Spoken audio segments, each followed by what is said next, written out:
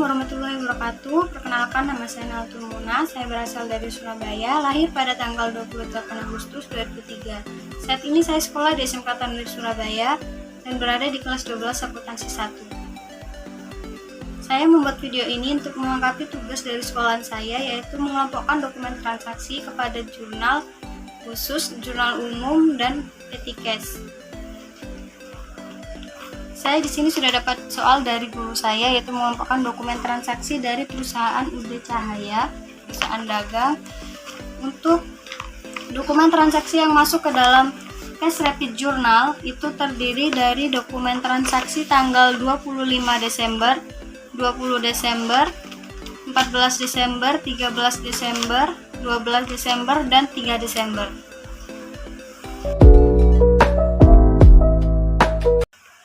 Untuk dokumen transaksi yang masuk ke dalam Cash Payment Journal terdiri dari tanggal 30 Desember, 23 Desember, 18 Desember, 15 Desember, 9 Desember, 6 Desember, dan 1 Desember.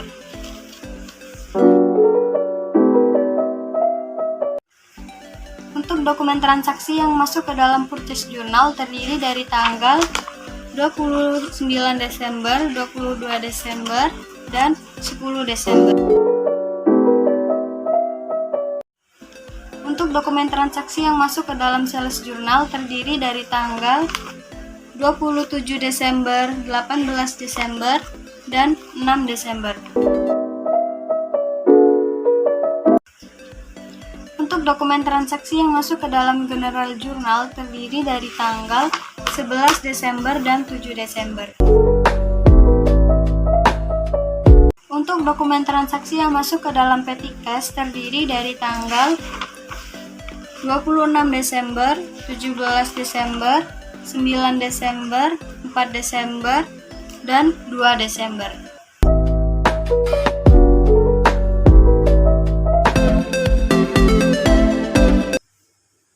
Dan di sini saya mendapatkan tugas kedua dari guru saya, yaitu menjelaskan bagaimana cara menyusun laporan arus kas. Dan saya sudah mendapatkan contoh soalnya juga dari guru saya. Dan apa sih laporan arus kas itu? Laporan arus kas adalah suatu laporan tentang arus penerimaan dan pengeluaran kas perusahaan selama suatu periode tertentu beserta penjelasan tentang sumber-sumber penerimaan dan pengeluaran kas tersebut. Tujuannya adalah untuk memberikan informasi yang relevan tentang aliran penerimaan dan pengeluaran kas perusahaan pada suatu periode tertentu. Laporan arus kas terdiri dari 3 aktivitas. Yang pertama, aktivitas operasi, yaitu arus kas yang berasal dari transaksi yang memengaruhi laba bersih seperti penjualan produk perusahaan, penerimaan piutang, pendapatan dari sumber di luar usaha utama, dan lain-lain. Yang kedua, yaitu aktivitas investasi.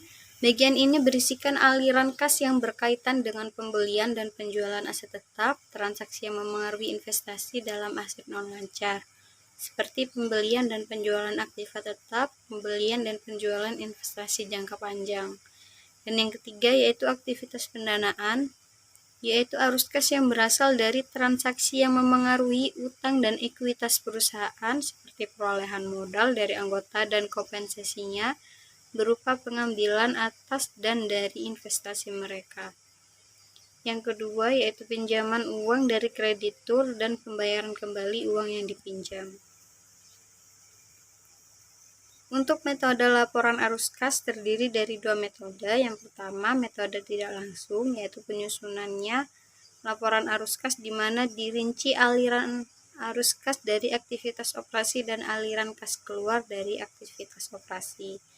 Dan yang kedua, yaitu metode tidak langsung, laporan arus kas di mana dibuat rekonsiliasi antara laba yang dilaporkan dengan aliran kas, dimulai dengan laba bersih usaha dan mengubahnya menjadi arus kas bersih dari aktivitas operasi.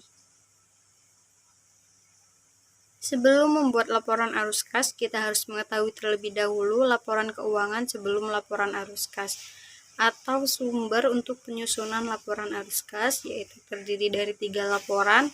Yang pertama, laporan laba rugi, yang kedua, laporan perubahan modal, dan yang terakhir yaitu laporan neraca. Berikut ini adalah laporan keuangan dari perusahaan Uda Cahaya. Ini income statement atau laporan laba rugi.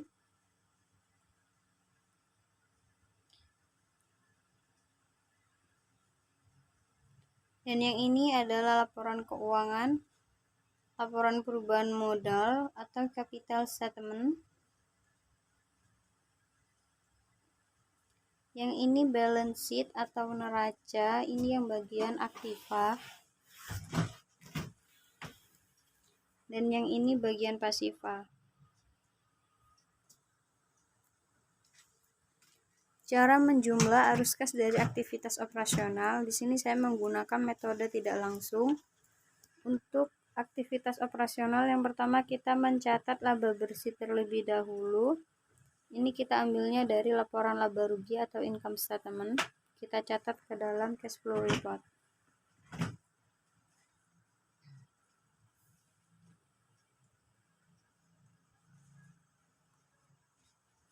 Yang kedua, kita mencatat aktivitas operasional yang lainnya, kita ambilnya dari balance sheet atau neraca. Di sini yang masuk ke dalam aktivitas operasional itu terdiri dari akun receivable, allowance for doubtful debt, merchandise investor, store supplies, prepaid insure, dan prepaid rent. Nah, dalam penyusunan arus kas, jika nominal akun aktiva di balance sheet sebelah debit, maka pencatatan dalam cash flow report di sebelah kredit, begitu pula sebaliknya. Seperti contoh akun receivable, di sini dia nominalnya sebelah debit, saldonya debit kan, dia nggak pakai kurung, jadi dia saldonya debit. Kita catatnya di cash flow reportnya itu saldonya kredit, dipakai kurung seperti ini. Nah, atau sebaliknya, untuk ini seperti akun yang allowance for debt ini, dia saldonya itu kredit nominalnya. Jadi kita catat di cash flow report itu debit, nggak pakai kurung seperti ini, 35.475 juta. Nah, di sini juga kita masih mencatat aktivitas operasional. Ini saya ambilnya dari balance sheet yang bagian pasiva ya, balance sheet yang bagian pasiva. Untuk akun yang masuk ke dalam aktivitas operasional di cash flow report di balance sheet itu terdiri dari akun payable, expense payable, income tax payable, dan PPN payable. Untuk pasiva itu saldonya sudah pasti di sebelah kredit ya, jadi kita mencatatnya di cash flow reportnya itu sebelah debit, jadi nggak pakai kurung. Setelah mengelompokkan arus kas dari aktivitas operasional, maka langkah selanjutnya kita menjumlahnya. Ini kita jumlah yang masuk ke dalam aktivitas operasional. Nanti setelah kita jumlah itu jadinya arus kas bersih dari aktivitas operasional seperti ini. Nah, saya menjumlahnya di sini kan ada yang di dalam kurung, yang nggak dikurungi. Nah, jadi ini pertama saya itu menjumlahnya itu yang nggak di dalam kurung itu saya jumlah terlebih dahulu. Setelah itu saya kurangi dengan yang di dalam kurung, itu hasilnya min atau plus. Kalau hasilnya min kita pakai kurung seperti ini.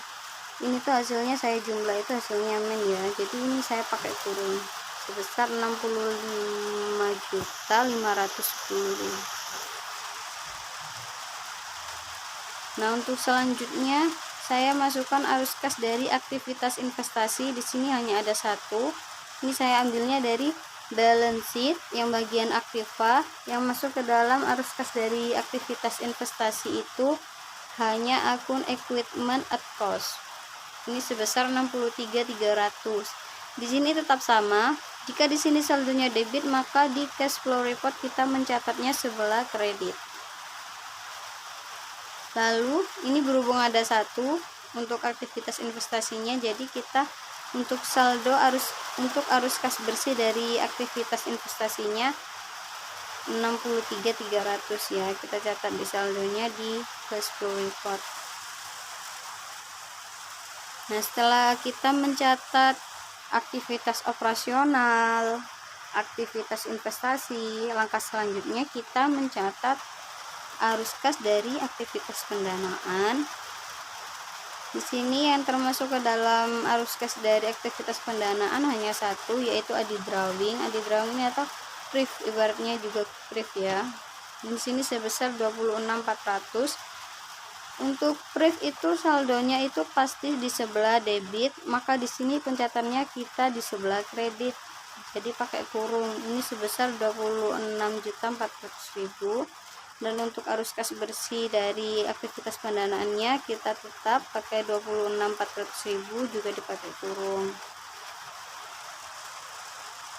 Setelah kita mencatat aktivitas operasional, aktivitas investasi, dan aktivitas pendanaan, kan itu sudah dijumlah semuanya, sudah menjadi arus kas bersih dari aktivitas-aktivitas tersebut. Setelah itu kita jumlah arus kas bersih dari operasional, arus kas bersih dari investasi, dan arus kas bersih dari pendanaan. Kita jumlah itu di sini ketemunya itu 155.210.000. Ini kita tetap pakai saldo kredit ya, atau dikurungi seperti ini. Soalnya di sini tuh semuanya itu pakai kurung, jadi untuk penjumlahannya kita juga pakai kurung. Soalnya di sini nominalnya nggak ada yang debit, jadi ini kita tambah semua. Hasilnya sekian, menjadi penambahan kas bersih untuk akunnya ya. Nah, setelah kita mencatat dan kita telah menjumlah arus kas dari aktivitas tersebut, kan sudah menjadi penambahan kas bersih. Nah, setelah itu kita mencatat saldo kas 1 Desember atau saldo kas awal.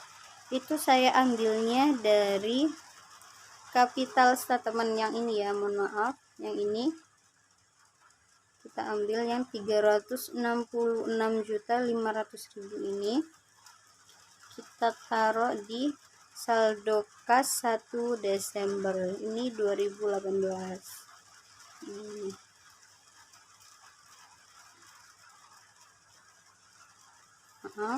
Nah, setelah itu kita jumlah, sebenarnya ini kita jumlah, tapi berhubung di sini nominalnya kredit, itu jadi dikurangi.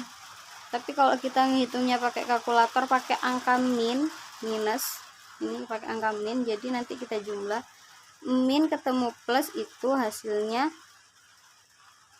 plus. Nah, untuk penambahan kas bersihnya di sini sebesar 155.210.000 ditambah dengan 366.500.000 dan hasilnya 211.290.000. Jadi untuk total cash flow reportnya untuk saldo kas 31 Desember itu sebesar 211.290 juta. Sekian dari saya. Wassalamualaikum warahmatullahi wabarakatuh.